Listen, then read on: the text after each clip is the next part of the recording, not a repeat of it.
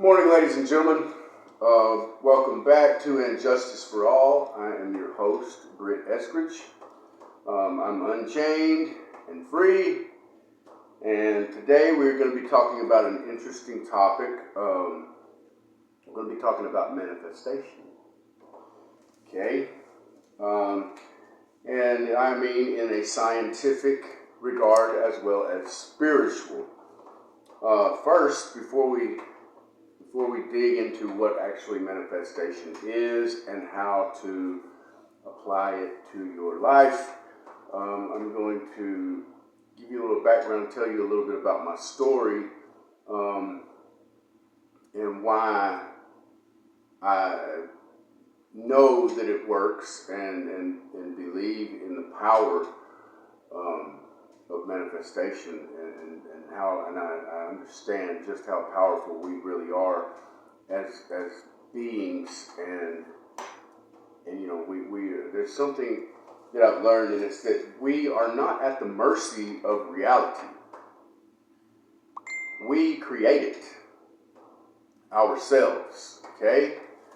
So let me give you a little background. I'm going to tell you a story about myself, and I'll explain exactly what I mean by that. When I was born in 1979, when I was about 3 weeks old, my mother was feeding me, nursing me in her arms, against her bosom, and my father shot her in the head with a 12 gauge shotgun, killing, obviously. And I fell away, to the ground, and I never felt my mother's touch, tasted her milk, or had the privilege to ever know her again after that. Now, obviously, I don't remember that consciously. Only unconsciously, but everything that we experience from the time of our conception, we have memory of, whether it be conscious, unconscious, subconscious. Okay, it is coded, encoded, and embedded in our DNA, which is the source of information that shapes our identity in some way, combined with ego and, social conditioning and things like that happen later on. But a lot of factors involved there that form our identity. So that was I would say that was the separation, but there's a separation when the umbilical cord is cut for all human beings. That's when we begin to form our identity. Trying to figure out who we are, why we're here, things like that, even as infants, But okay, let's move on.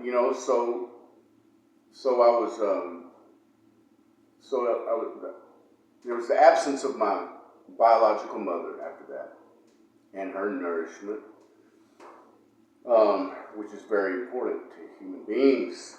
We require long periods of nourishment and raising by the parents. We're not considered adults until we're 18 years of age, as opposed to, say, prehistoric beasts, turtles, or sharks and alligators, things like that. They're nursed usually one time by the mother at birth, and then they're sent off into the wild.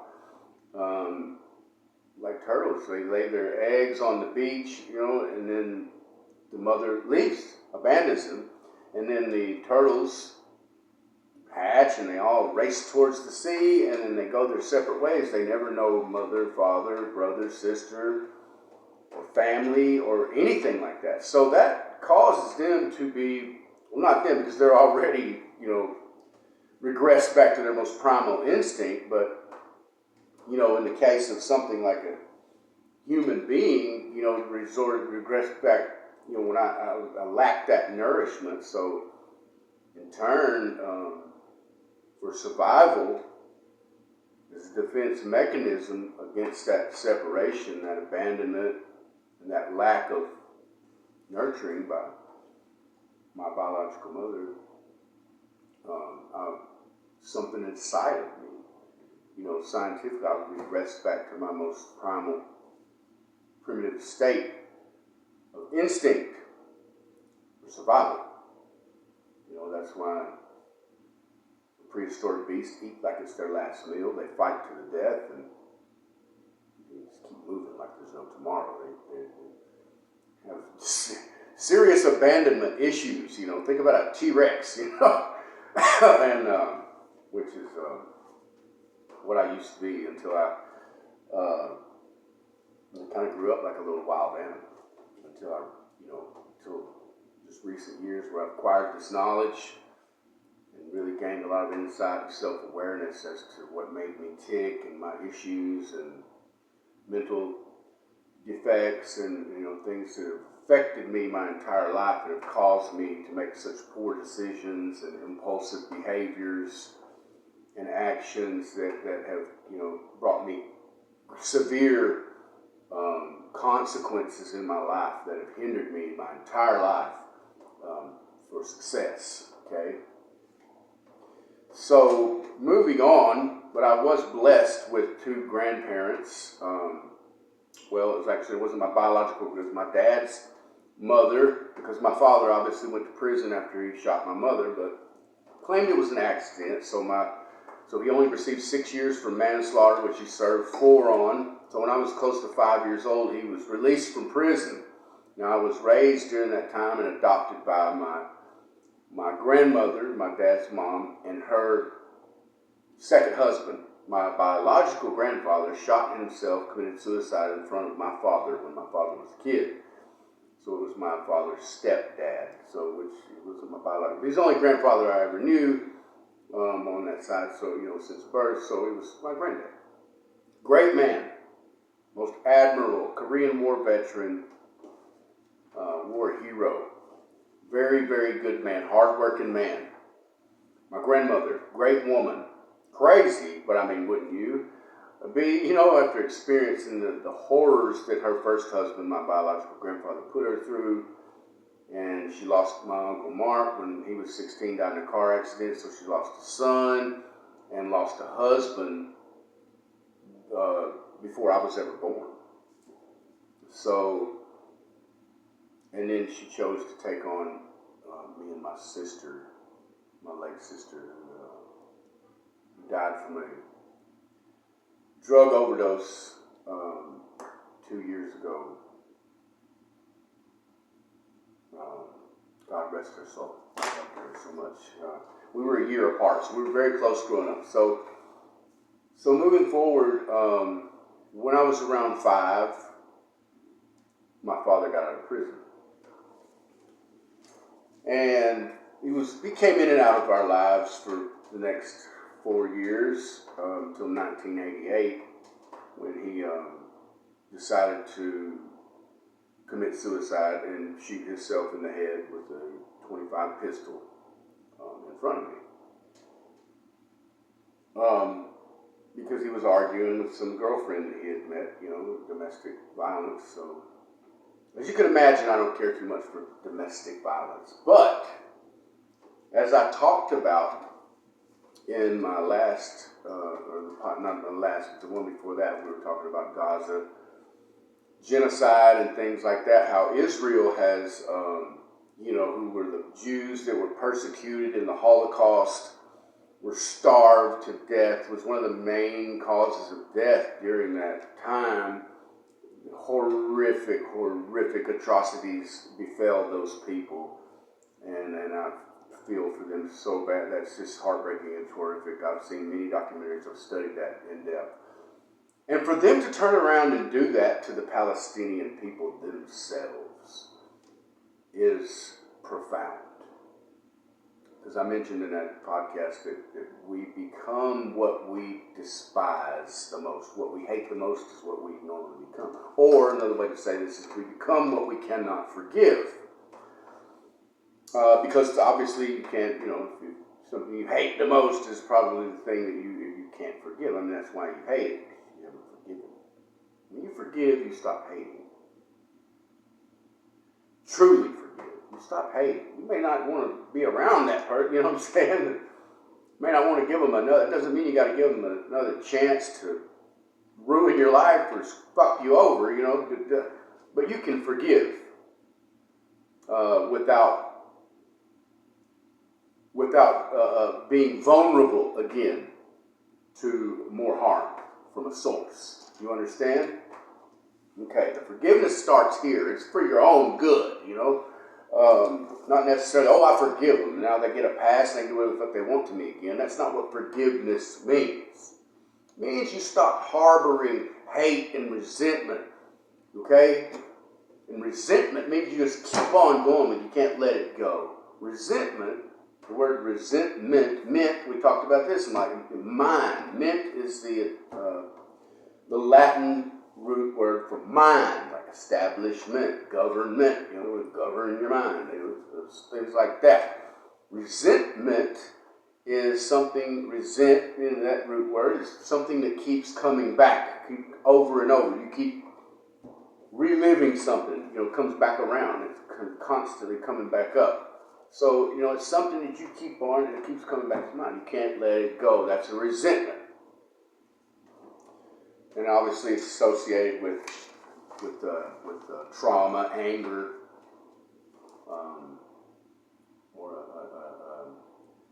with an injustice or offense committed against you that has affected you in a negative way, that you cannot figure out how to deal with or let go, and things like that. So we all have experienced this. We all have trauma from this in some type of way.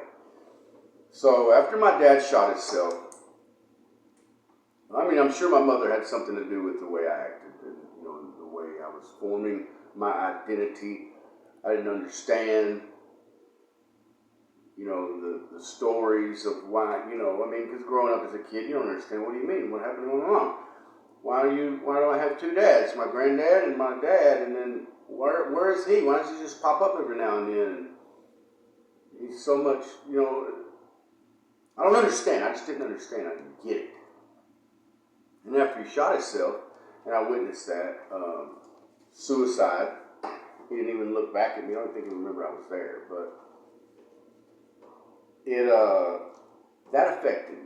Now, and I didn't cry at the funeral. I think the funeral was the first time I ever smoked a cigarette. I was too busy trying to steal cigarettes out of my aunt's purse and sneak coffee, you know, at the coffee machine, you know, while none of the parents were watching, you know. Excuse me. But so then I started to act out a lot after that. I started to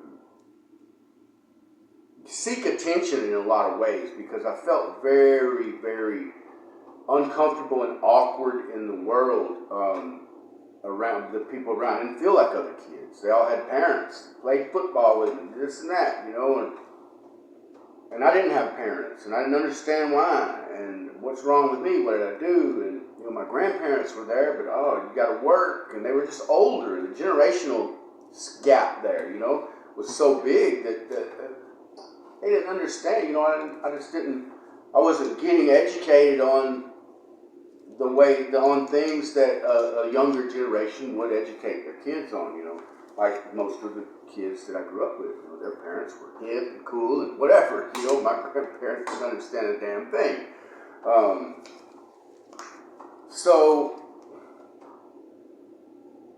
But I stopped maturing at that age of 9 years old, and I started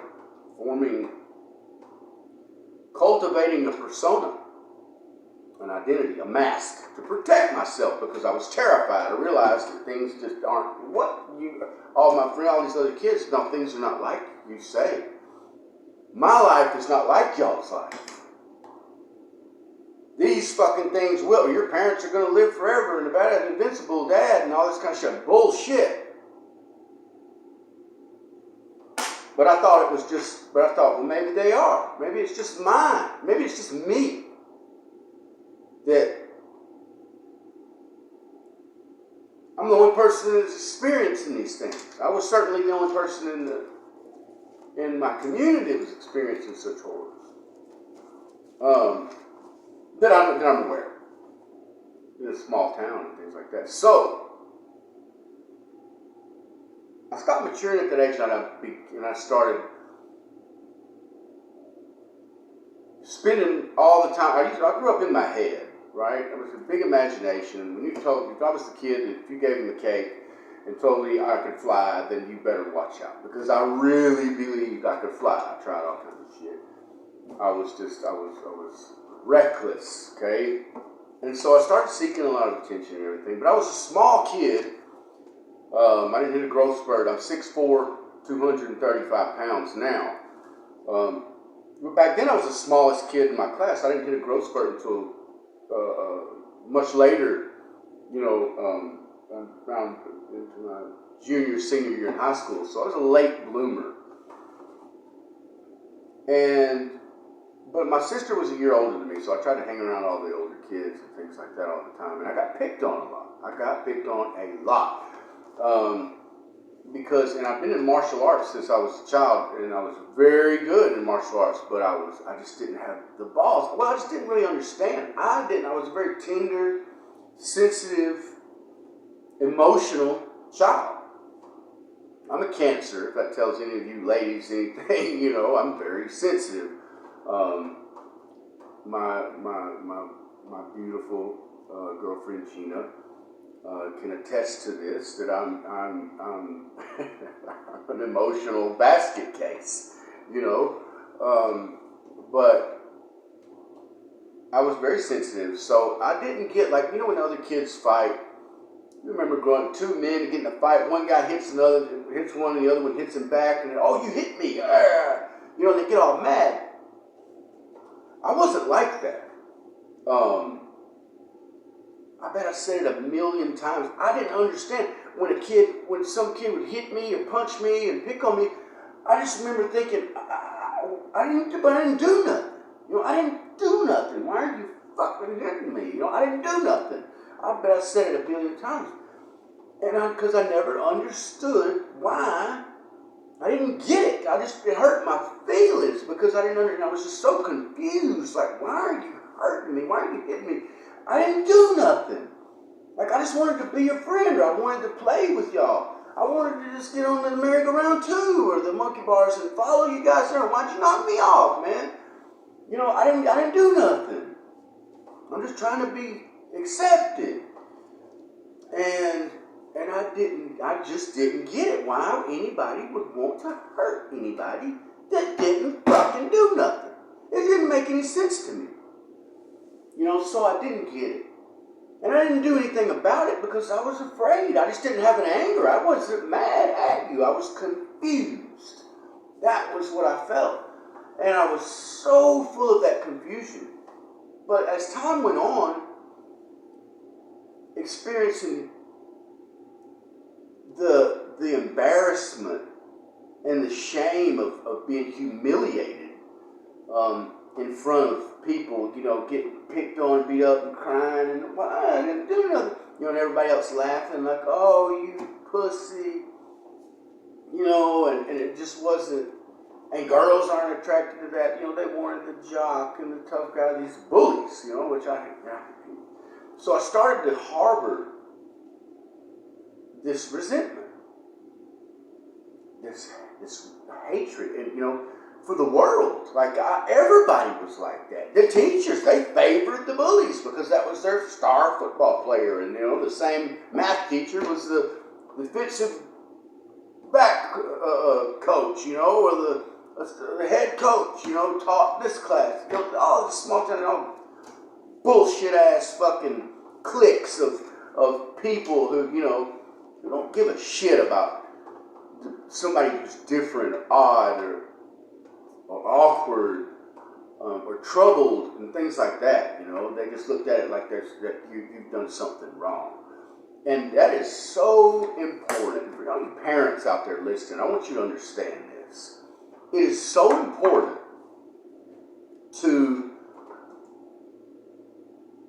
positively affirm your children, no matter what, and how they are. You have to bring out, you got to be able to recognize their strengths and their weaknesses and find creative ways to bring out those strengths and to teach them that their weaknesses are not flawed. They're not bad. They're not wrong. Okay? They're not less than because they can't play football as good as the next kid. Maybe they don't fucking want to play football. Don't raise your children to be who you want them to be. Raise your children to be secure in who they want to be. Who they are. Okay? That's important. And it pisses me off when parents out there want to tell, oh, you're going to go and you're going to sign up for this team and you're going to do this and you're going to do that. No, you're not going to wear your hair like, no, you're not going to. What the fuck? Kids, man.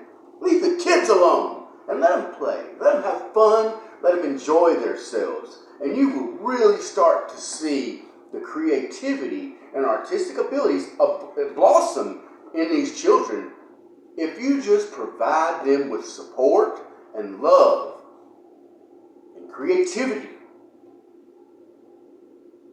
Okay?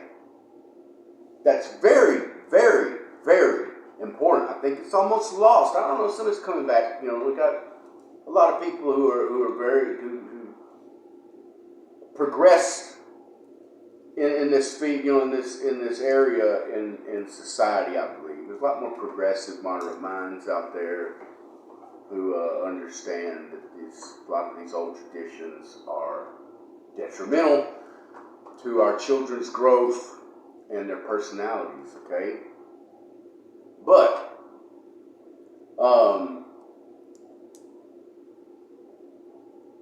anyway, so back, I don't want to get off track, all right? So I became very resentful, you know, and I developed this rage. I harbored this rage. And eventually, and it started coming out in ways that only hurt, I don't want to say only hurt me, but I started acting out in more extreme ways, as in I started stealing. You know, I discovered drugs and alcohol. When I discovered drugs and alcohol, I think I was a drug addict and an alcoholic before I ever knew what alcohol and drugs were. It was just ingrained. It was in me.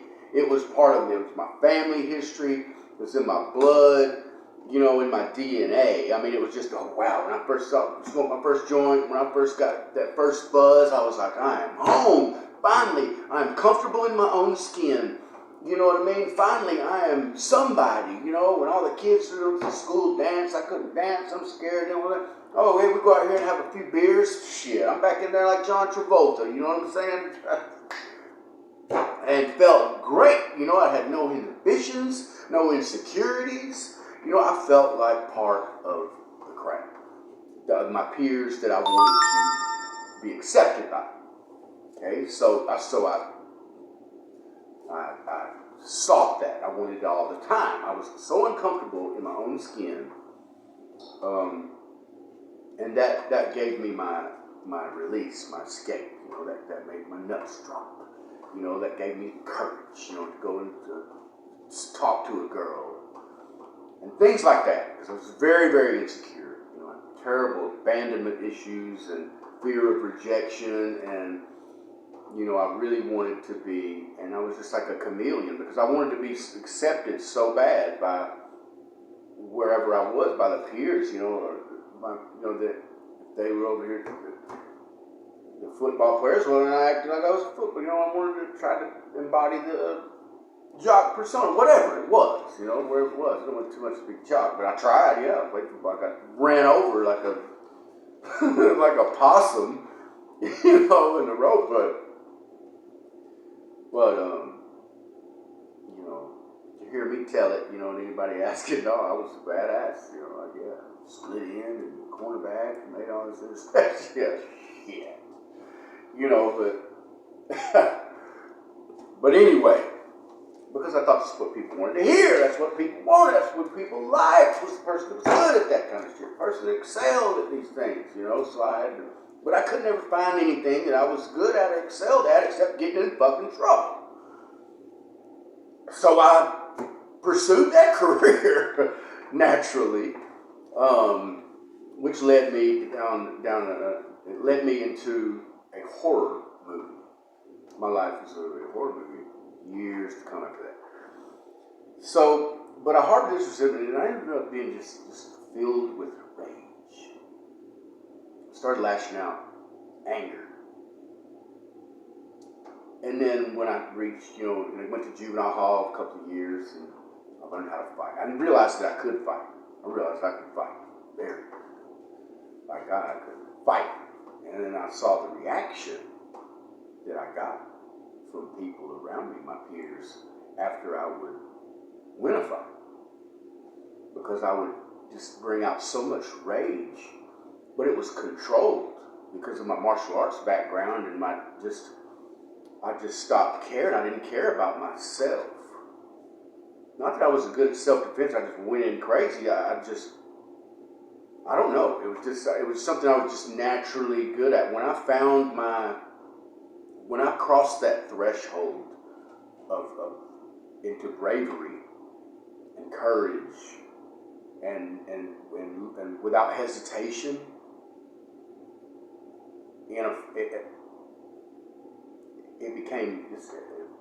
opponents became obsolete. And I don't say that to brag or be egotistical. I'm just telling you the facts. Anybody that knows me, where I'm from,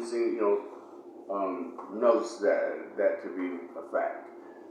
And it just happened, and then I saw the reaction I got, and I was like, oh my God.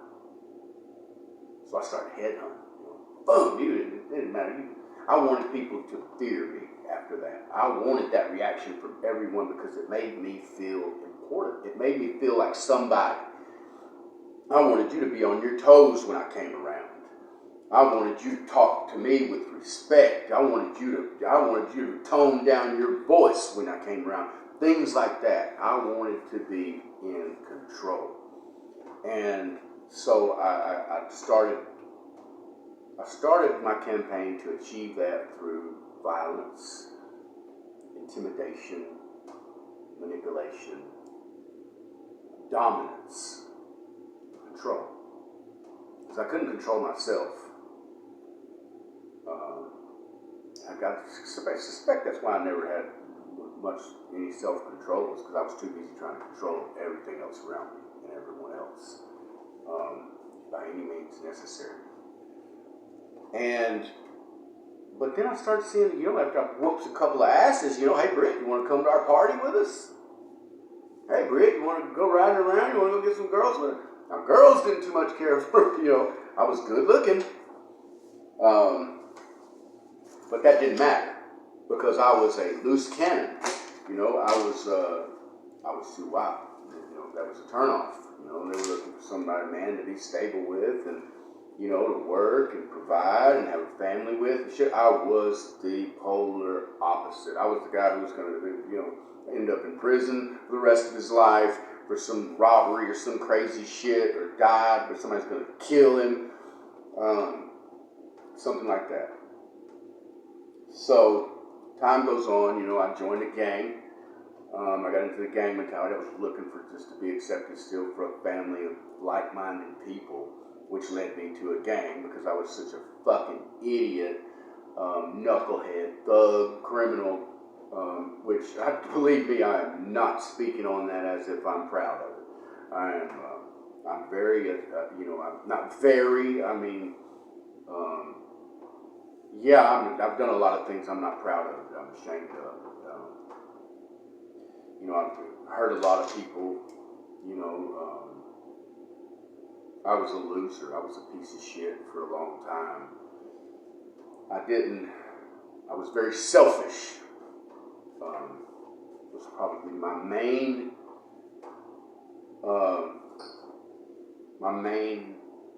flaw. I was very selfish. It was just poor me. I pointed the finger. I blamed everything and everyone else for any problem that I encountered because of my childhood. Literally, I was so filled with rage from my parents, you know, all that shit I explained to you, from being picked on and humiliated in school, and always having a bad rap. And I felt like the world owed me something. I'm entitled to just go out and take whatever I want because I was deprived of so much that other kids are entitled to. Children are entitled to have love and their parents present and nurturing and care and things like that. Safety, security. Children are entitled to that. And they deserve that. All children. And I didn't have that. I wondered why. I'm mad at God. God, why do I not have these things? Why abandon me? Why, Mama? Why, Daddy? Did you give a shit about me? Why didn't you love me?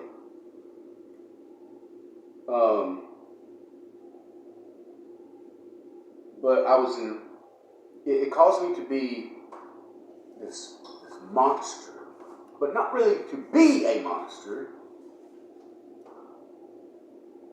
My real true identity was still this terrified little 9-year-old boy who had cultivated and manufactured the biggest, baddest monster suit on the planet. And I guess that was in essence, when in retrospect I look at it, okay, well, if I can turn into a monster, create a monster suit and wear it, and it looks like the biggest, baddest, toughest monster out there, then all the rest of the monsters in this world will leave me alone. I'll be safe. That'll protect me from all these horrors that I've already experienced. It'll protect me from any more of these horrors. I don't want to experience this anymore. I won't get picked on anymore. Nobody would hurt me anymore. Because they can't penetrate. They can't get to me because I'm protected by this fucking monster suit. Okay? Because I wanted revenge, at the same time on the world, just for being born. Because I was just so empty. I couldn't feel no matter what I took, no matter how much I got, no matter how much money I got, no matter how many drugs I put into my body, no matter how many women I slept with, no matter how many friends I had, so-called friends I had around me, no matter how much heights I reached in the ranks of my gang, no matter what. I was never full. I was never satisfied. And I never understood that back then. I thought that I was just constantly in my head, staring at the wall, like, what the fuck am I missing in life? What is this all about? Why am I here? Why was I born? You know what I mean? I just couldn't stand it. The fact that I was born into this world and the way things happened the way they did. I was so enraged and angry and resentful of that. And I didn't know who to blame. My parents? God? Myself? Society? Who do you blame? Whose fault was it? And it wasn't till just recent years that I realized it was my fault. You know what I mean? That wasn't that 9-year-old boy's fault. He experienced some horrors. But I had a choice when I became older to behave the way I did or not to, or behave a different way. And I absolutely had the capacity and the capability to make better choices. I just chose not to because it was easier and I was too busy feeling sorry for myself. Okay? But, so let's move on. So, I cultivated this identity that wasted so much of my life, and eventually I found myself, in California in a war, gang war, with the with a famous gang, a real serial killer, gang member, like these. I just got into all these situations, and I've seen a lot of things, a lot of death, and a lot of shooting and shootouts and combat, and so many fights I've lost count, and things like that. I've never really done anything with my life significant. But I got around real monsters and reached kind of the height of that. Into prison, in jail, and people feared me wherever I went, or respect. I don't know about respect, but it got me a very, very well-known reputation, a reputation for being somebody that you just don't fuck with, which made for a very lonely existence per se, because only people around me were people who were like me,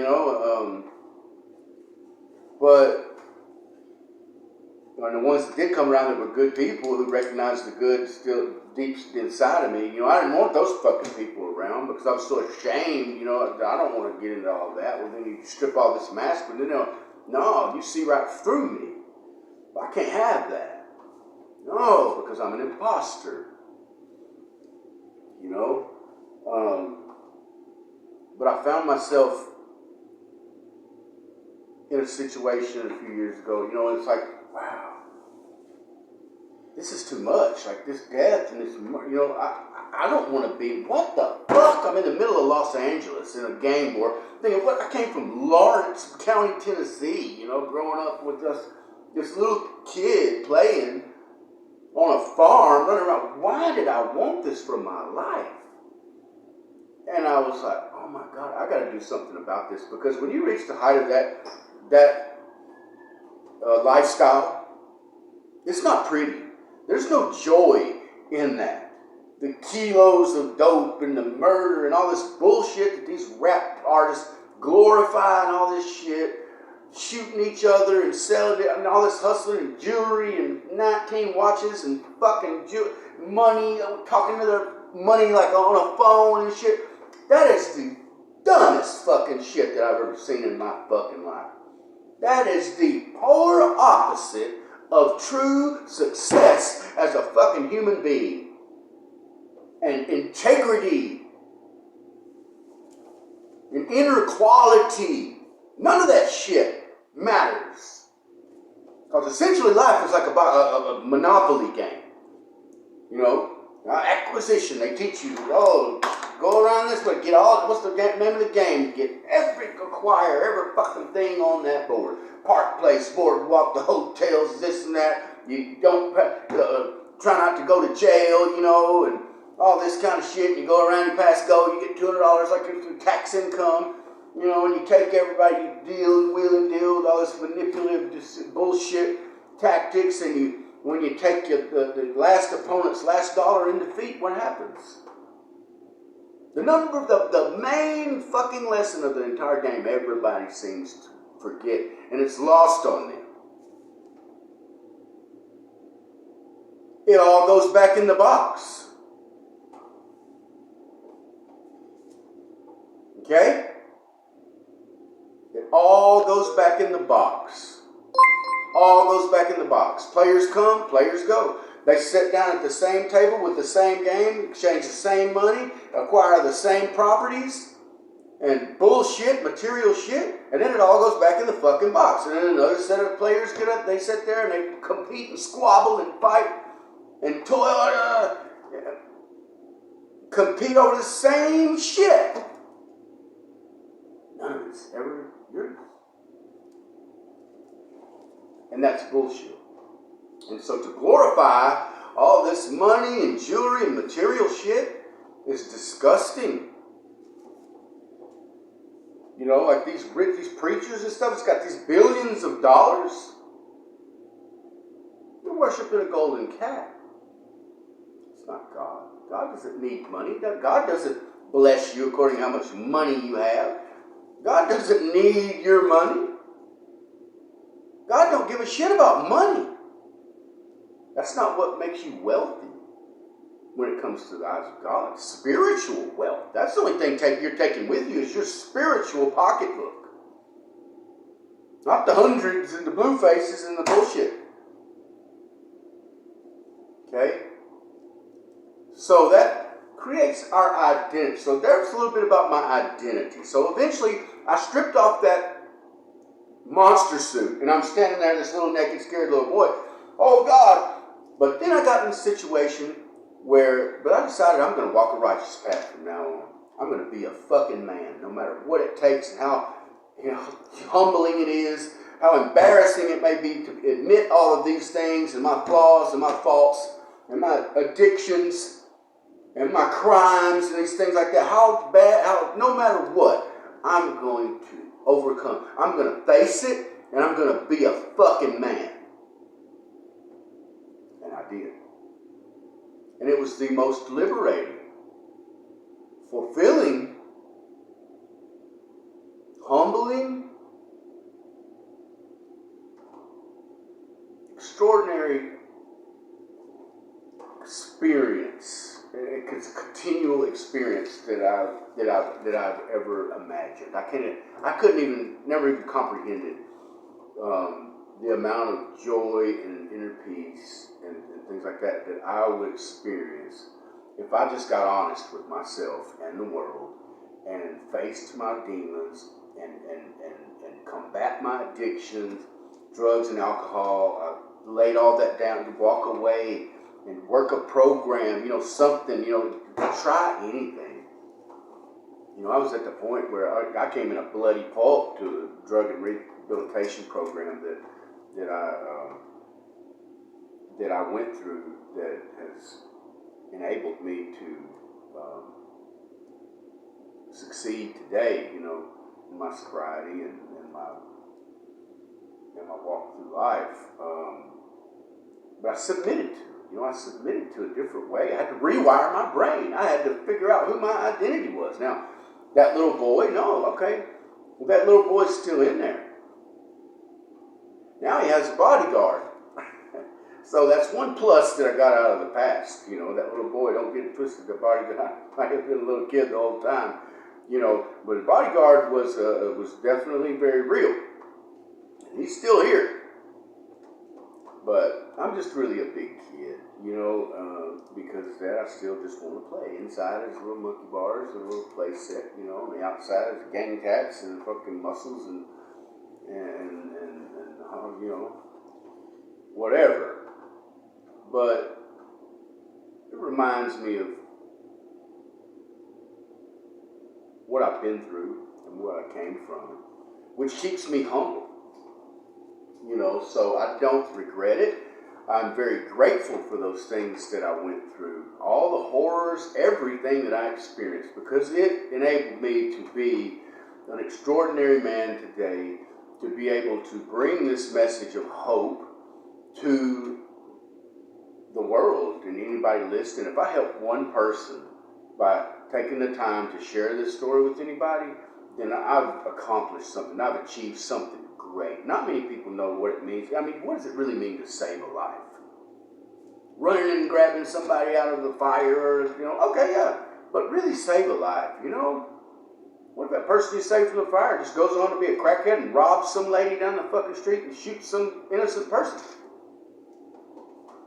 So, to reach somebody inside their spirit and for that person to choose to change the essence of themselves for the better and spread hope and project hope and goodness and righteousness in the world because of your influence or your story, just a kind word or something, advice, something like that. And that's really what it is to save life, It's giving back. It's paying it forward, being selfless and humble and caring, just being kind. That's worship, worshiping God. That's helping others. The Bible doesn't say love yourself. It says love thy neighbor. Love thy neighbor. I'm supposed to love yourself too. Okay. Gotta be good to each other out there, okay? So anyway, now we're going to talk about manifestation. Now, you see what I mean by we manifest, we create our own reality. I wanted to, in my mind, I thought, maybe it wasn't necessarily consciously. In my mind, I thought that the big, muscled-up gang member convict was the toughest, scariest person on the planet. So if I eventually became that because I thought that's the only way I can be safe. Because when I looked at those people, I'm not going to fuck with that person. Oh my God, I'd never try to beat up that person. I would never pick on them. That person's not bothered by their past, for parents shooting himself or anything like that. He's tough as nails. That's what I wanted to be. And from the little tiny, scared, timid, sensitive, emotional child that I was, to become that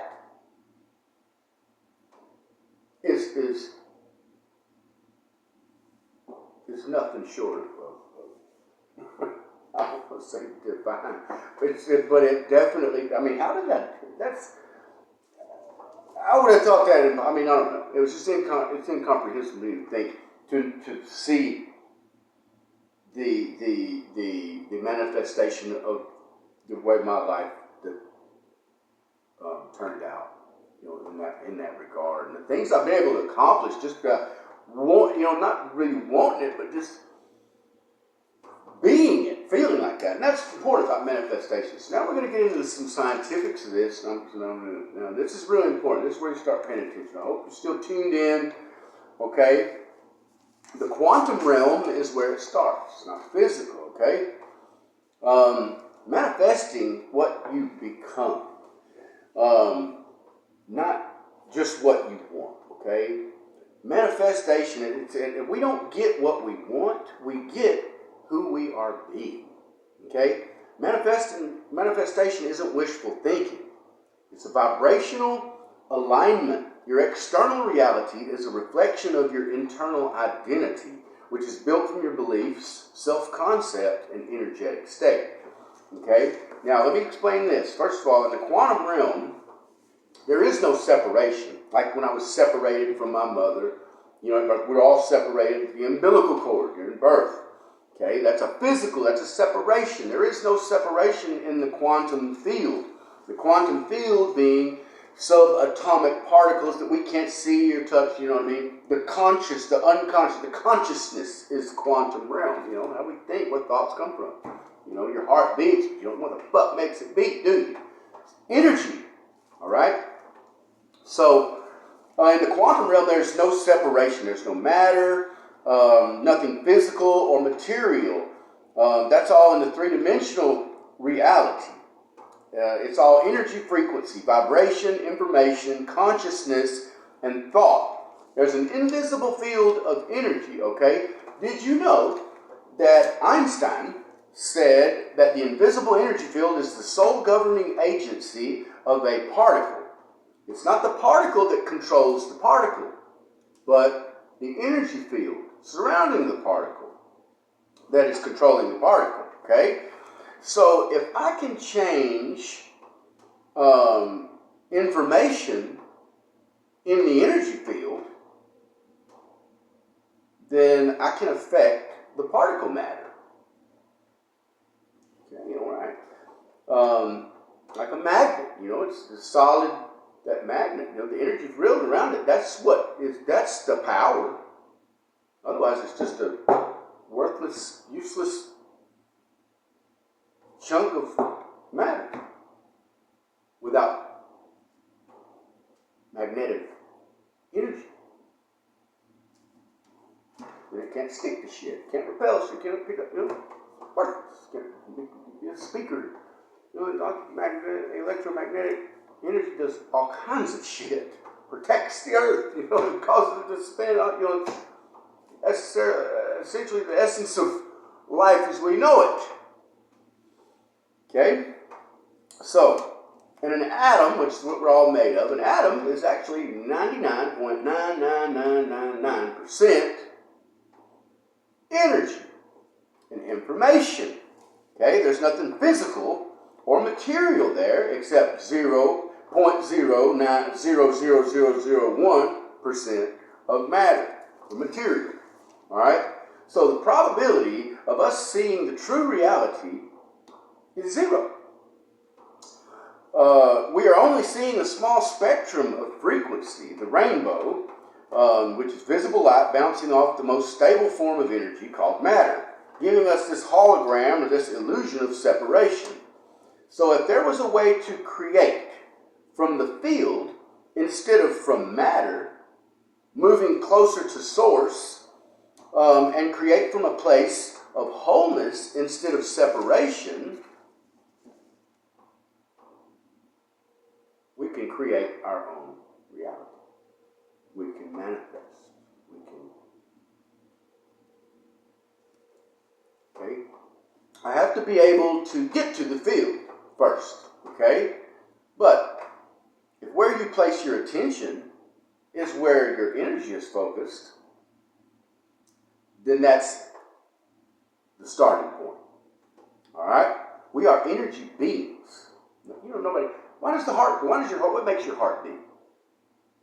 It just fucking beats. And it actually gives off an energy field up to 3 meters wide in circumference. That's almost 10 feet. That's why you feel eyes in the back of your head and you look around at you. Sure enough, somebody's fucking looking at you, ain't they? That's right, because there's a frequency, an energy that is impacting you, and you feel it. And boom. A lot of times it hits us, we can't, intuition goes off, something's wrong. We can't interpret it, but we intuitively feel it and connect with it. Okay? And sometimes we don't. Your energy, your frequency has to be aligned in this way, and meditation and awareness and education and things like this, and practicing methods, and because it takes practice to rewire your brain through all this social conditioning and these identities and this ego that we all live with. You think talking on the phone to your money and all this jewelry, do you think that comes from true identity? No, that comes from ego, period, which is the source of false identity, but it's also the source of identity, period. Our true selves have no identity because we're spiritual, we're beings, we just are, we exist. Your soul is not, I'm not Britt Eskridge, that's just what somebody chose to name me. Somebody else gave me that name. I didn't give myself that fucking name.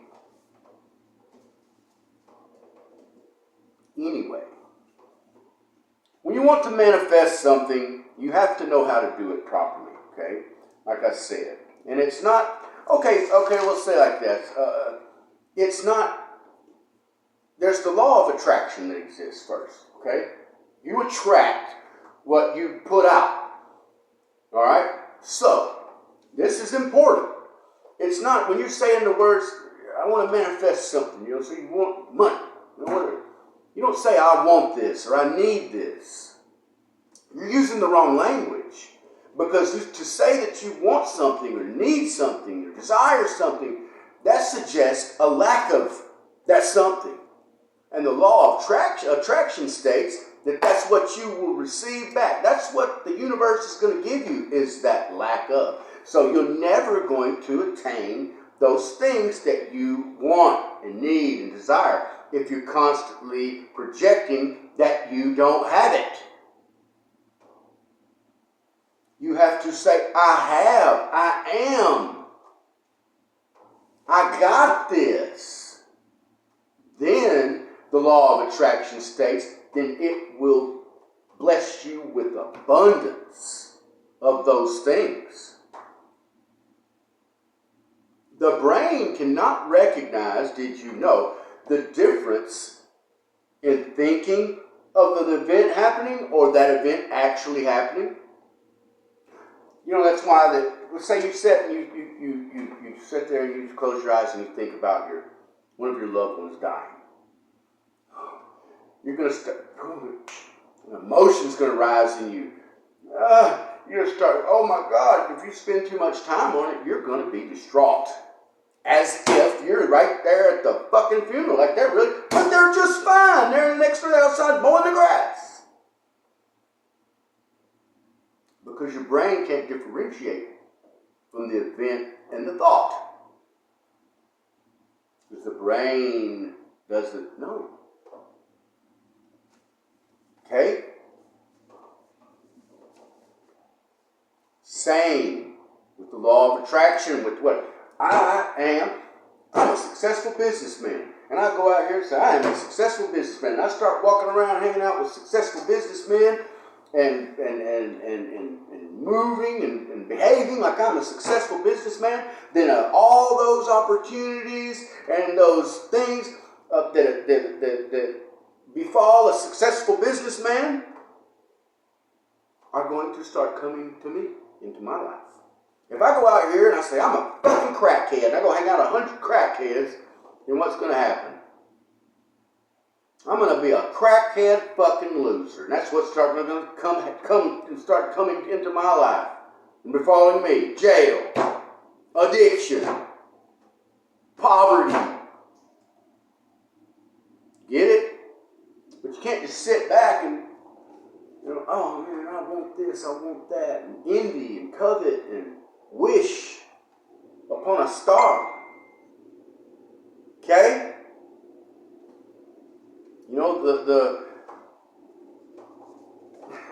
Okay, I'll say this, okay? It's a vibrational alignment, not wishful thinking. Like I said, if your desire is tuned to one frequency, but your belief is tuned to another, there's a mismatch. And the signal doesn't transmit. To manifest something, you must become the version of you who already lives in that reality. Meaning, there are all kinds of different realities. For everything that you want to be, wish you were, and could be, there is a reality for that out there. Like people call it the parallel dimension. Yes, there are all these realities of these different versions of you. You have to align with that timeline. But in order to align with that timeline, you have to tune in to that frequency. Make sense? And then you become that version of who you truly desire to be. All right.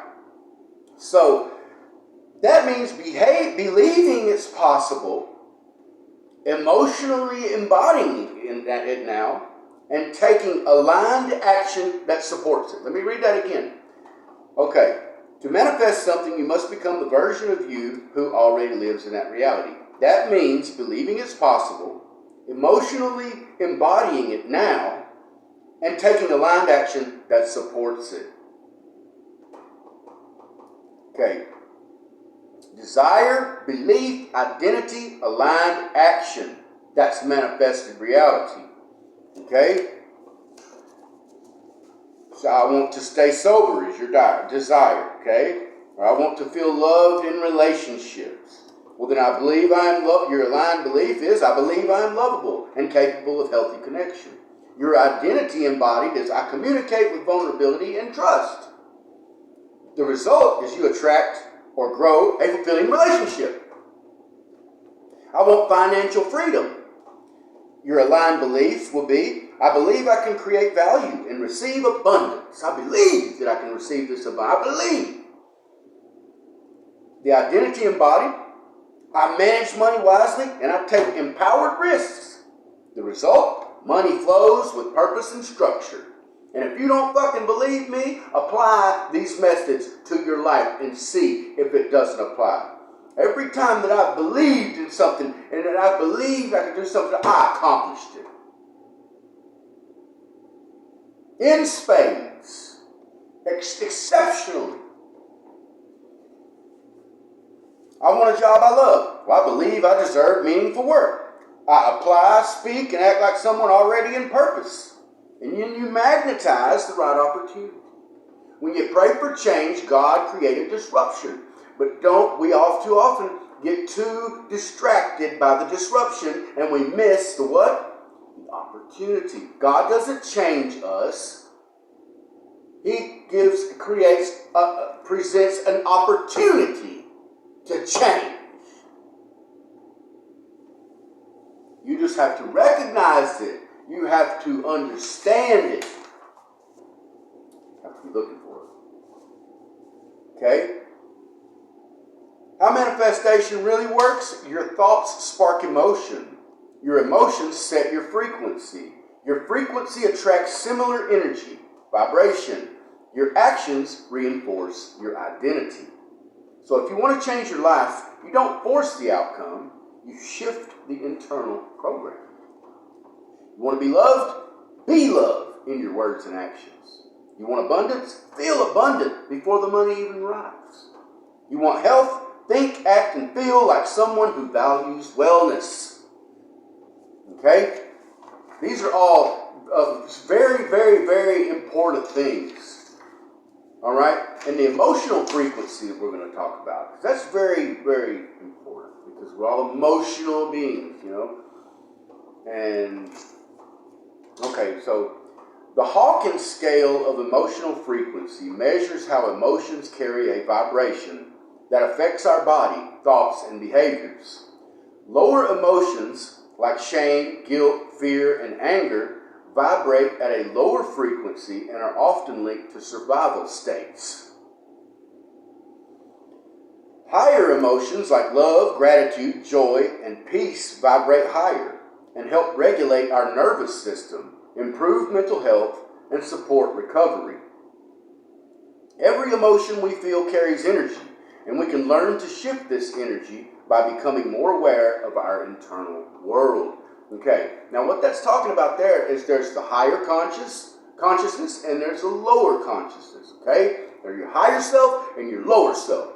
Your lower self are those negative emotions and things. The guilt, shame, fear, the anger, our trauma down there. The higher self is the love, the joy, the gratitude. That's why one thing I'll mention, it's important to maintain an attitude of gratitude, because my favorite quote in the world is by none other than the Captain Jack Sparrow.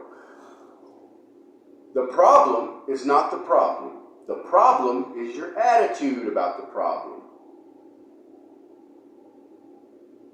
Let that sink in. To maintain an attitude of gratitude forces you to be grateful for what you have on a daily basis, which that in turn will prevent you from feeling unsatisfied. The lack of, I need this, I want that. Gimme, fucking gimme. You've got it. You feel, I've got everything I need. I feel fulfilled. I'm so grateful I have a soft bed to sleep in. I'm grateful for my beautiful family. I'm grateful I've got food to eat in that refrigerator. Some people don't have nothing to eat. Look at these starving kids in Palestine. Starving, emaciated, big as this pencil. And, even if you've got a ramen noodle and that's all you got, be grateful. Because there's some people who don't got nothing. You've got your health. You've got a TV to watch and a phone to scroll through and mindless bullshit. Be grateful for everything you have. You got a mother and father, be grateful for it. Because let me tell you something. There's a lot of fucked up kids out there that's the reason they're fucked up. It's because their mother and father wasn't shit or wasn't there or abused them. And it don't give adults a right to go through the world hurting other people. Hurt people. It doesn't give you people the right to in turn do that. That's not what I'm saying. I'm saying that we have to recognize those things within ourselves for what they are. Accept them for what they are. And what they have done to us, how they have affected us. And then begin to reform, rewire our brains to speak to our souls differently, in a loving way. Talk to us, love ourselves. Okay? Treat ourselves as treasures. Don't put this junk in your body. Don't go to fucking McDonald's. Eat healthy. Exercise. Wake up. Enjoy the day. Life is short. Give yourself positive affirmations. Like you're worthy. I'm worth it. I'm worthy. I deserve a good life, but you must also behave that way. And embody that. That's empowerment. Okay? The Hawkins scale of emotional frequency measures how emotions carry a vibration that affects our body, thoughts, and behaviors. Okay. Emotions are created by our thoughts. A thought creates an emotional reaction which turns into a physical feeling in the body. If the emotion is not expressed or shifted, it becomes stored in the nervous system and may later affect our choices, behavior, or mood. Over time, this cycle can create stuck patterns. One of the most effective ways to transmute or shift emotion is by changing the perception or story behind the thought. When we reframe the thought, we change the emotional reaction. And this helps us move up the emotional scale. See what I'm saying? Like I'll give you an example. Let's say a guy is talking to you, he's cussing your ass. Let's say somebody comes up and says, "You fucking piece of shit, you ain't worth a fuck. You're the laziest, dumbest, ugliest, fattest loser I've ever known in my fucking life." And he starts talking about things that's really affected you, deep insecurities you have. You're going to, you motherfucker. You're going to get mad. You're going to be emotional. It's going to drive you nuts. It's going to fucking affect you. Ain't it? Now say a guy comes up to you and he says those exact fucking things to you in a language that you don't understand. In Chinese.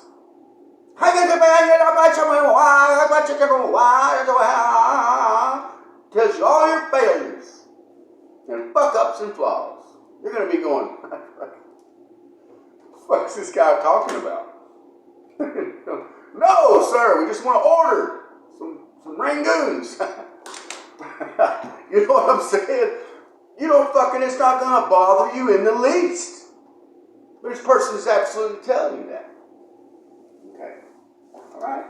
So it's all about the emotion is about the experience. About your thought. Like I said, the thought is, your brain is differentiated from the experience. So if you think it, then you experienced it. Okay. So, and that's where we get all fucked up in our feelings. If you can reframe your thoughts, you can reframe your emotions. Transmute. Okay? I'm going to read that one more time here. Over time, this cycle can create stuck patterns. All right? To get out of those patterns, we must find effective ways to transmute or shift emotion by changing the perception or story behind the thought. All right? Now, let's see, thought to emotion to action. No one cares about me. Emotion, that's going to be your thought, right? Emotion, sadness or rejection. Feeling, heaviness in the chest, tightness in the throat. The action is withdrawing from others and not reaching out for help. Let's reframe that thought. Maybe they're busy. I can still care for myself. The new emotion is self-compassion or hope. The new action is reaching out, showing up to a group, or self-soothing. Call somebody fucking else. Not for intimacy. I don't mean that bullshit.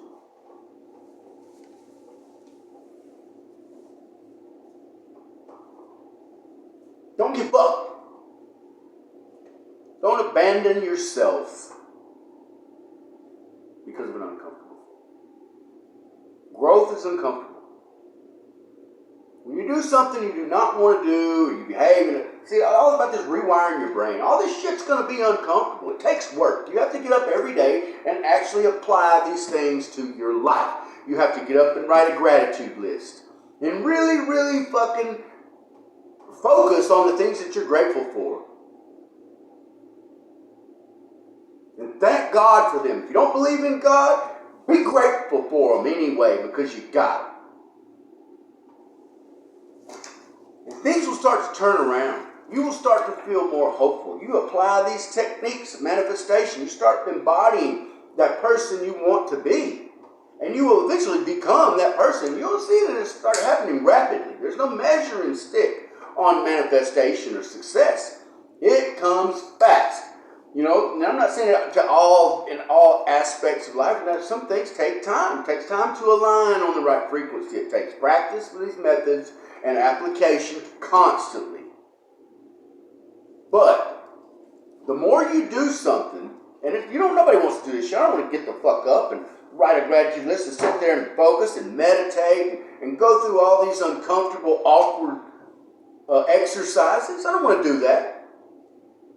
I was always an instant gratification kind of guy. I wanted to get up and I want the shit. I want it when I want it. I want it right fucking now. You know? I want my bank account to show 6 figures right now. I want to wake up and boom. There we go. I don't want to go do the work. Nobody wants to do the work. That's the problem.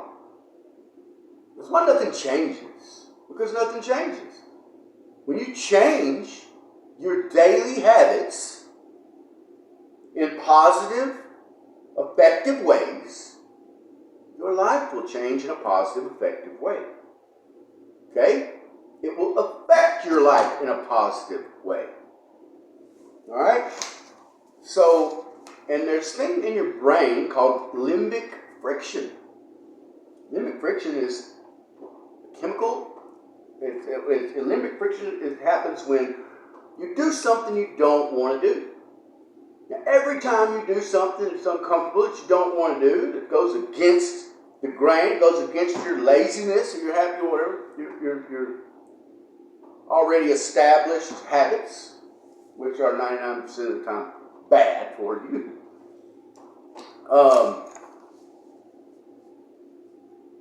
Then it gets stronger.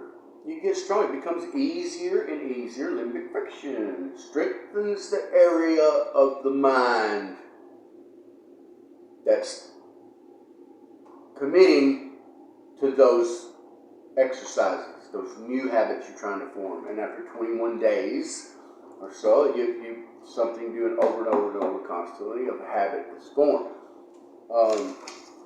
And you continue this process constantly.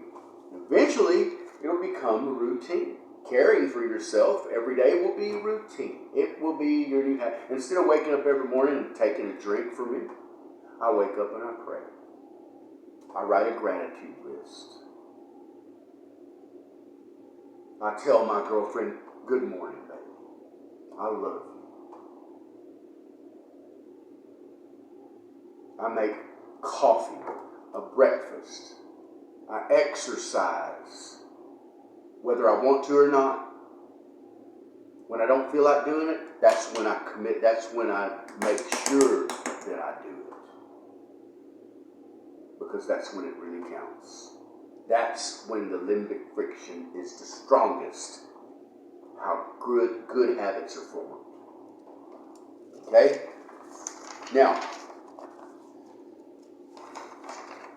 we're going to ascend. We're not going to descend. All right? The power of thoughts related to emotion. Let's talk about that for a minute. Okay? Got about 15 more minutes. All right? Your thoughts. The thought experiment, okay? Your thoughts are energy in motion. They don't just exist in your mind. They carry frequency. Every time you think, electrical signals fire in your brain, creating patterns that reinforce your beliefs.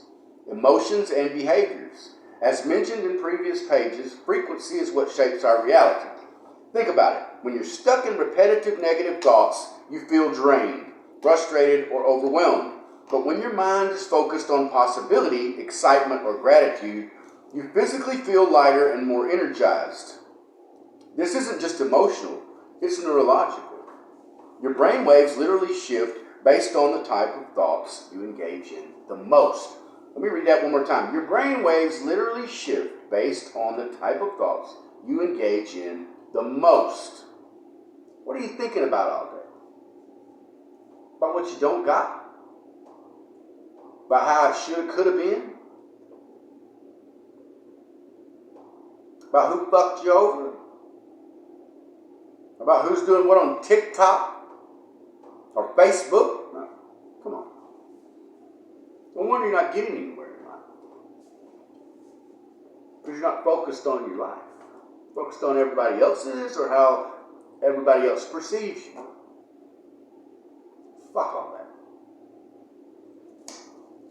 High stress thoughts trigger fast, chaotic beta waves, keeping you in fight or flight mode. Creative, intuitive thoughts produce slower alpha and theta waves, opening space for insight and problem solving. Deep states of focus and elevated emotions align with gamma waves, linked to peak awareness and transformation. All right, and here's the real kicker. Your brain doesn't know the difference between a thought and reality. Okay, I've explained this earlier. When you recall a stressful event, your body reacts as if it's happening again. Heart rate spikes, cortisol releases, and you feel tense. But if you visualize peace, joy, or success, your body responds in kind, releasing serotonin and dopamine, the brain's natural feel-good chemicals. Your dominant thoughts shape your emotional state, and your emotional state influences your actions. I can't believe all this has came together as well as it has.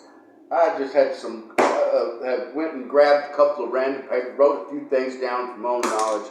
Now this comes from a deep depth of research and experiences and hard fucking grueling work that I have put in to change who I am in my life and become a better person here. And I hope that somebody out there is getting as much as I am out of this podcast. I really do. So let's continue. Every thought you think sends out a signal. That signal or frequency shapes the version of reality you begin to align with. It's like tuning into a radio station. The clearer your signal, the more aligned your life becomes with what you truly want. When your thoughts are focused on fear, lack, or resistance, you're tuning into a lower channel. But when your thoughts shift toward possibility, trust, or even just relief, you rise into a different energetic space entirely. You don't have to jump from rock bottom to pure bliss overnight. In fact, it's not even about forcing yourself to think positively all the time. It's about choosing thoughts that feel slightly better, ones that loosen the grip, lighten the load, and shift the dial upward. Because each time you reach for a better feeling thought, you change your frequency. And when your frequency shifts, so does everything else. Now ask yourself, what are you thinking about most of the time? What frequency are you operating on? Okay? Think about that. Only you know the answer to that. I know what I choose to think about all the time and what frequency I'm operating on. What frequency are you operating on? Is the question. Okay? Now, we're going to stop it right there. Well, I'm going to give you one more. I'm going to give you an example of how I have changed my frequency and how I have aligned with my higher self and really developed a relationship with God and things like that. If anybody wants to hear about this. As you know, I'm a Muslim. And as a Muslim, we have 5 obligatory prayers every day. At the exact same time every day. Okay? Called the Salat. Alright? At dawn, noon, afternoon, sunset, and at night after sunset. Okay? Now, we have a different range of positions. We start reciting the opening of the Quran, the same words, which are all 9 syllables, the same words every time. The prayer is the same, okay, relatively, but that's not important right now. Start from a standing position, recite, bend over, hands on the knee, and a bow, reciting the same words, series of words. Fall down to a prostrate position with our face on the ground. You've seen the Muslim praying with their face on the ground, on their knees. Recite some words. Back up, hands on the knees. Recite some words. Back down, face down. Recite some words. Then back to standing. And repeat. Boom. Back up. Repeat. That 4 times. Now let me show you something. Very interesting. Now in mind, you make intention in the heart before you make this prayer to offer this prayer to God. Okay? Now,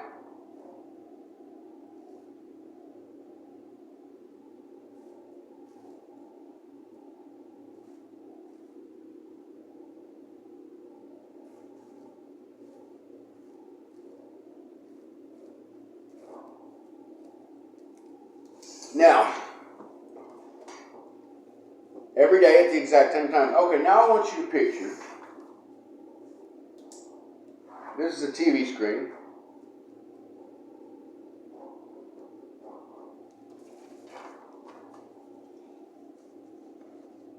I don't know if you guys can see this. I wish I had a magic marker. Okay? You see that frequency, like everybody's seeing the heart monitor. Doot, doot, doot, doot. Okay? Monitoring the rate of your heartbeat. Okay? So that's a screen. Just like the frequency going through the air is the same. Radio waves. Okay? Another example. We can attach to a radio frequency that is consistent, meaning that the up and down and whatever is the same consistently. We can attach on that and broadcast from 95.6. You get a clear rock and roll station every time. Right? If that frequency is inconsistent, erratic, it goes up, down, up, space, up, down, up, down, up, down, up, down, up, down, up, down, up, down, up, down, space, and it's just all over the place. Then you get static. You can't hear the fucking station. You got to tune into the right frequency to get a clear station. Consistent frequency. All right? Now, as how the body works, your brain gives off frequency. Those eyes in the back of your head I mentioned. Your voice and your movement give off vibration. Okay? And your intention, your thought, and emotion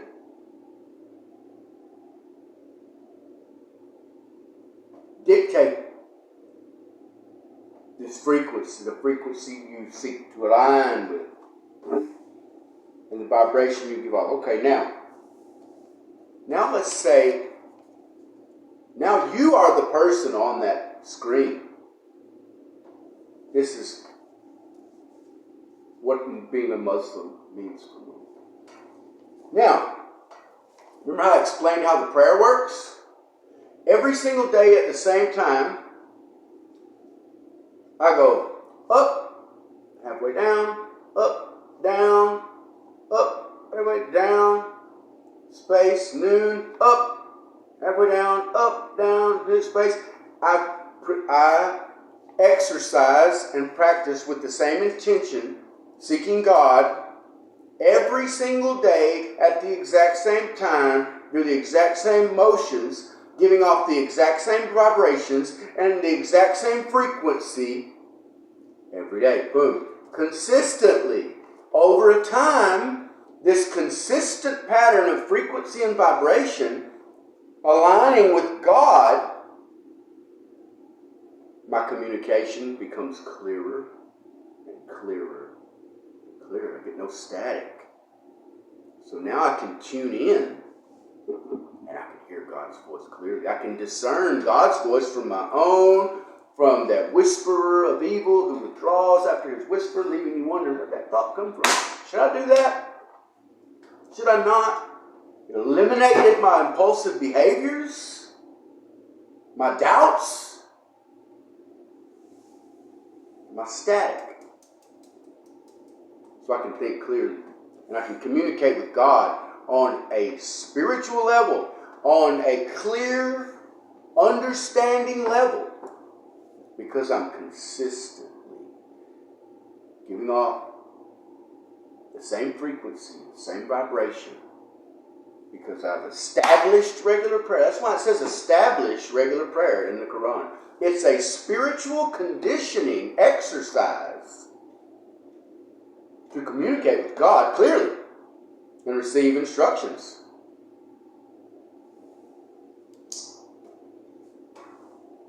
You think you just do whatever the fuck you want all week, and you don't give a shit about whatever, and you dress up, and you go to church, and you hold hands with a bunch of people and go, oh, Lord, gimme, gimme, gimme, gimme, gimme.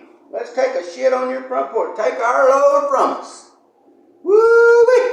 Lord have mercy. Hallelujah. Jesus.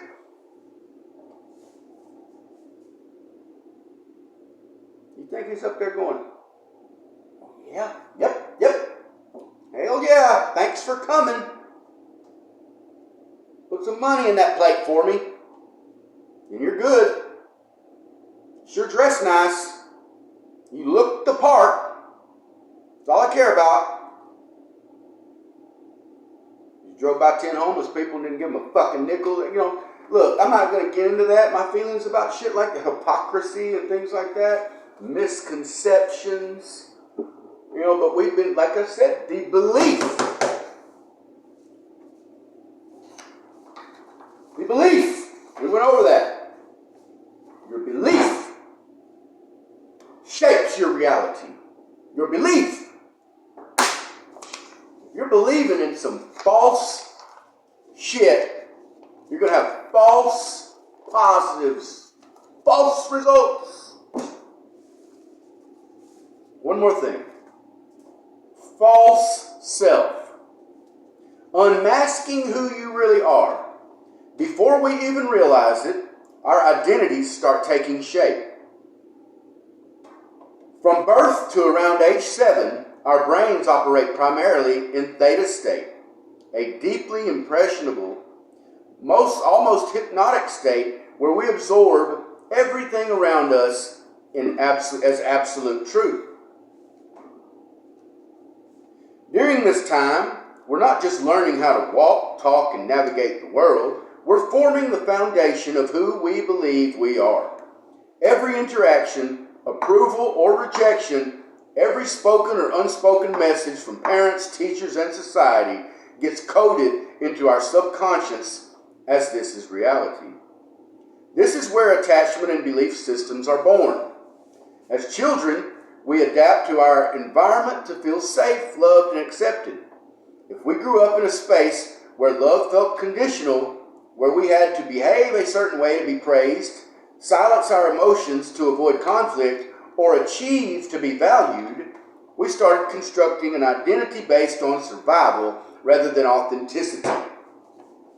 These experiences shape core beliefs about ourselves, such as, I'm only worthy if I succeed, if I make the football team. My dad won't love me unless he won't look at me and he won't be proud of me if I don't. I have to be the caretaker to be loved. I've got to please my mom. I've got to please these. If I show emotions, I'll be rejected. If I cry in front of my dad, they won't think it. If I cry about this, they're going to laugh at me. I'll be embarrassed. I always have to be strong. I can't rely on others. I have to stay invisible to avoid conflict.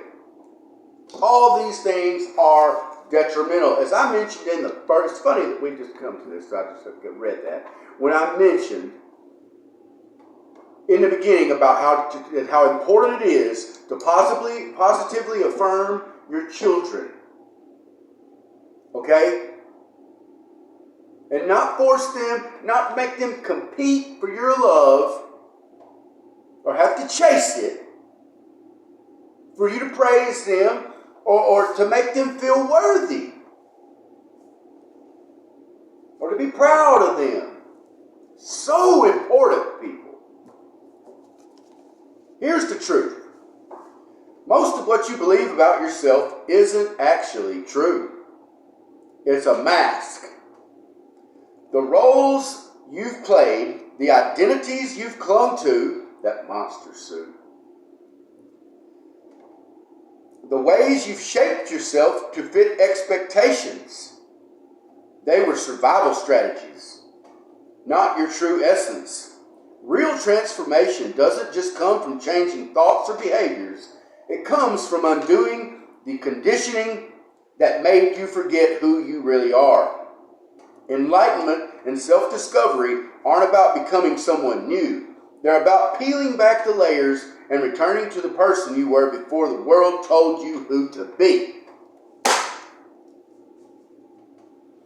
Now, how identities take hold. Imagine a child who only received praise when they excelled in school or sports, but felt ignored when they simply existed. That child may develop the achiever identity, believing their worth is tied to success. As an adult, they might constantly chase accomplishments, unable to slow down, feeling empty despite external validation. Their belief, if I'm not achieving, I'm nothing. Or take someone who grew up in a chaotic home where keeping the peace was their survival mechanism. They may become the people pleaser, learning to suppress their needs to avoid conflict. As an adult, they struggle with boundaries, afraid that saying no will lead to rejection. Their belief, if I put myself first, I'll lose love. Something like that makes it almost, that's what makes a lot of us have this problem. I think everyone has some of these issues going on in some regard, some capacity. But something like that, the people-pleasing thing, it makes it impossible for us to set boundaries, which are very important. But something I'm going to tell you about boundaries, not stuff, you don't just come up with boundaries. You would think, I'm going to set a boundary. I don't want to be treated, so I'm going to set a boundary for this person. That's not how it works. Setting boundaries, which is, a boundary is what is acceptable and what is not acceptable to you.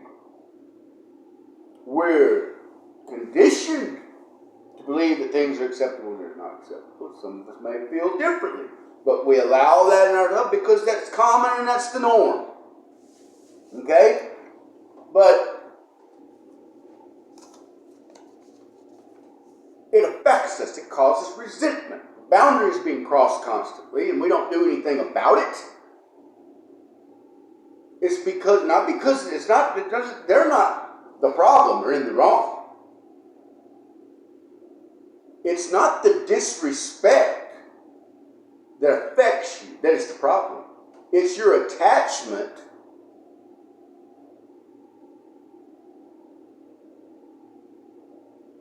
to your belief of how you allow yourself to be treated.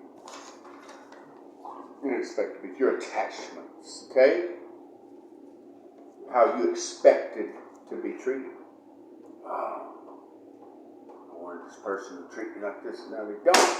And if you don't do anything about that, then you lack boundary setting. You lack self-respect, self-esteem. When you begin to manifest positive things in your life, when you begin to manifest who you want to be, and you manifest a new reality for yourself, really start to love yourself, and really start to dial in and tune in and align with that frequency of who you desire to be in life, then it will naturally Raise your self-esteem, build your self-worth, your self-respect, because you're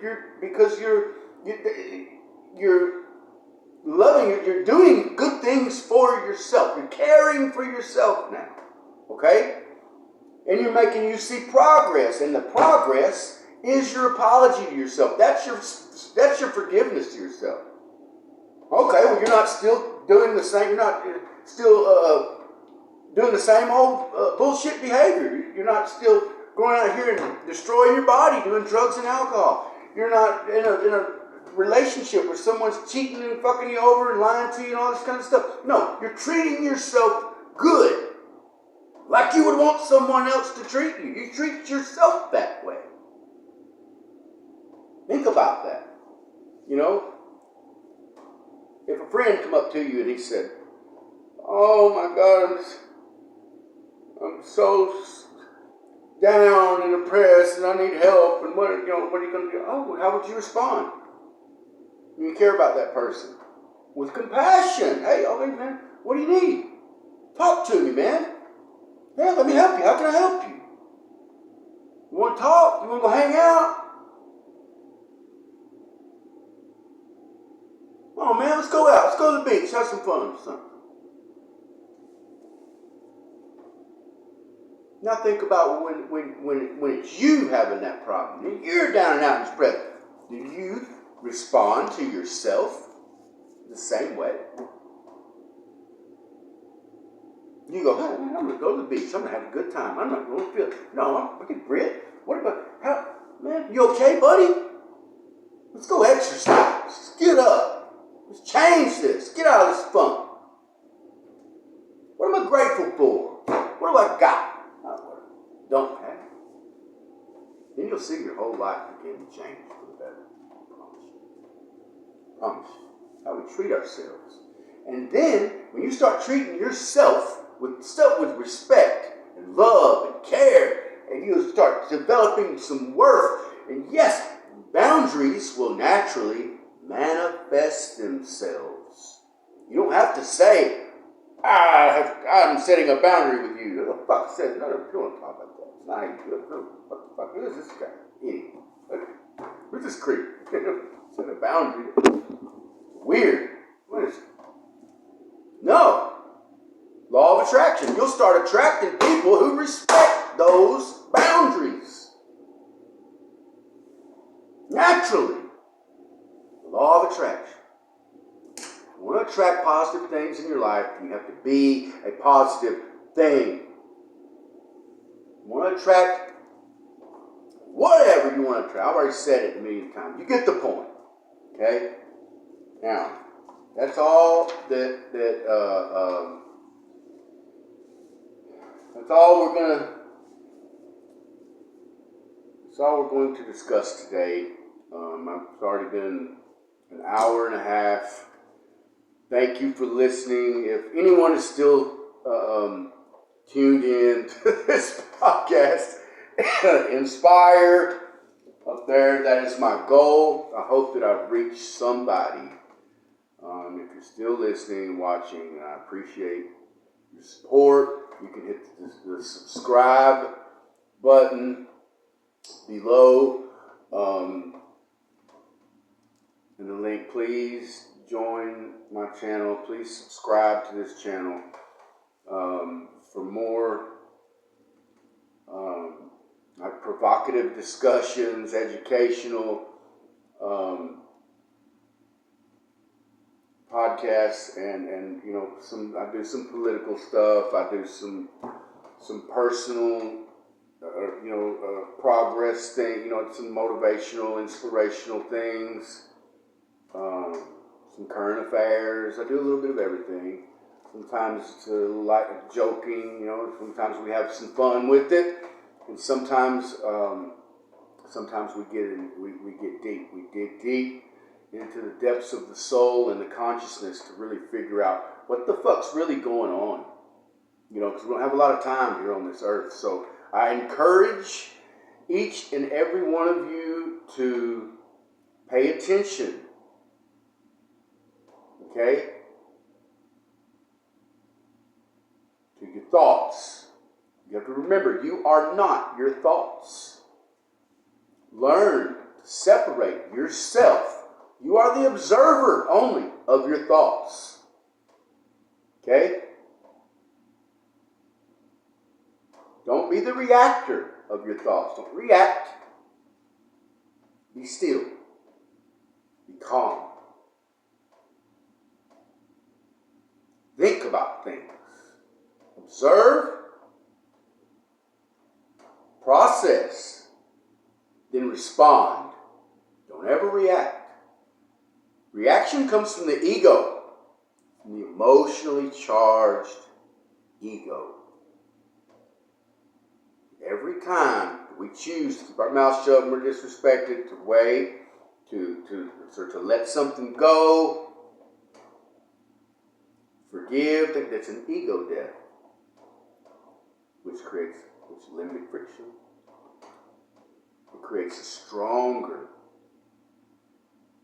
sense of true identity within us. Okay? Which is the goal. And so I encourage you all to start practicing some of these methods and become better people. Because it's really not that hard. You just have the desire to want to be a better person and to want better things for your life. You know, it's all up to you. Literally, it's up to you. Whatever you want to be, you already are. You already have those things that you desire, that you want. You already are the person that you want to be. You just have to align with that frequency and that timeline so your reality manifests into that person and those things. It already exists for you. You just have to create it. Go get it. Manifestation 101. I love y'all. Britt Eskridge. Hope you enjoy your day.